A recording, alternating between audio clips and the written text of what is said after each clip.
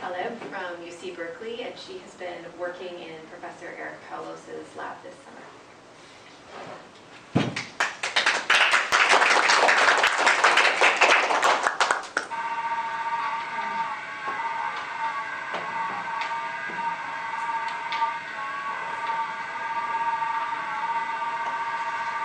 Hello, my name is Tina, and as she mentioned, I'm a rising senior at Berkeley studying X. This summer I worked with Cesar Torres at Eric Carlos's lab. As Richard Sennett, a sociology major professor at University of London's language struggles with depicting physical action, and nowhere is the struggle more evident than in language that tells us what to do. What he means by that is that tacit knowledge is a type of knowledge that is hard to convey through words. So we try to add other dimensions to our instructions to be able to transfer the information better. I will show you two videos of different people stuttering, and I would like you to pay attention to the sounds that you hear.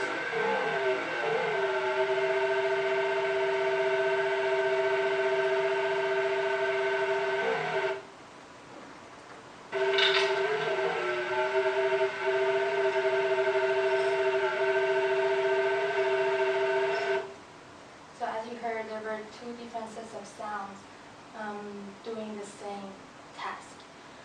And the reason why we chose stuttering is that it is an entry to the STEM fields, and it is also used in different stages of education, starting from very young age and until like even in research institutions and higher education. The second reason was it's used in different materials such as stained glass and electronics, and the third reason was that it's a tacit knowledge, which is what we are focused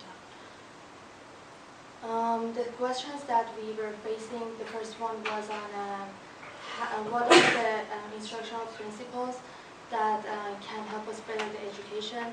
The second one was around how we can add sound for the specific experience that we wanted the users to have, and the third one was around how we should go for analyzing the data and information.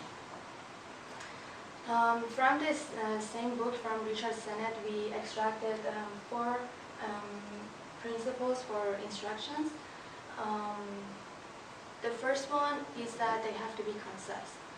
So we all know that this phenomena of nobody reading the manuals, even from IKEA, which is just illustrations, and the reason is because people usually rather have the information in a very fast way. The second one was abstraction. Well, with this one, we know that metaphors can actually add symbolic value, and they can help us convey a type of intuition to our users. So for example, in one of the recipes in the book that he went through, the chef mentioned add the jewel to the child. And what she meant by that was pouring a thin layer of gravy on the chicken. And if you think about it, if we say the same sentence about adding sauce to steak, it still makes sense.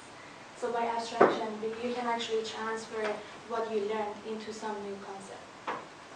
The third one was adding a backstory, and by doing so, you can decenter the user and put them into a sacred experience.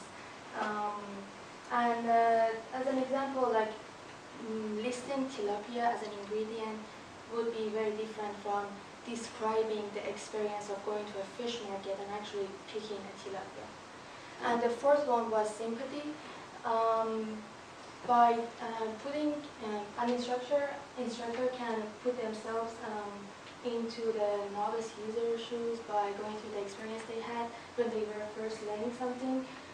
For example, Julia Charit, the well-known chef, explains how they can deal with the difficulty of breaking a wishbone by getting help from the butcher. There were some elements of the experience that we were interested in, and the properties that we were looking for where an experience that raises self-efficacy of the user is fun and enjoyable, and the results are worth the effort that they are putting in, so it's rewarding. We are looking to have this experience in hope of getting more collaboration and encouraging the sustaining of the creative practice, and some of the variables that are going into the evaluation are psychological and environmental factors and the background and skill level that they already have. We developed 3 prototypes. The first one is called Transference. With this one, it was centered around making a sonic salience of a user's motion by mapping it into the 3D axis of rotation. The second one was defamiliarization, which we try to achieve by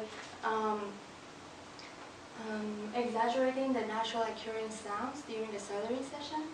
And the third one was affirmative, which was centered around making this pattern, which was introduced in our instructional video. The pattern was holding the soldering garment to heat up the surface, adding solder and removing, which is the perfect way to solder a joint. And then for evaluating the data, we used 3 different methods. The first method that we used was Wizard of Oz prototyping. It is a rapid prototyping technique that's human operated, in which someone acts as the wizard and operates the process as if the computer was doing so. The challenges that came up with this technique was that it was really, really hard to coordinate between the motions that were acting live with the sound that the wizard had to play. But the pros were that we were able to produce and modify different prototypes really fast. And for doing this, we used a MIDI controller, the wizard observed the motion and tried to imitate the sound. The second technique that we used was macrophenomenological interviews. With this one, it helps us understand the cognition that goes behind every decision that users make. We all remember Quippy, and we all also remember how it didn't know when to offer help. But while doing these interviews, we actually found the perfect moment when to give an instruction by a user using this gesture of looking back at the instructor and asking for feedback. It actually showed us when is a good time to offer that help. And then the third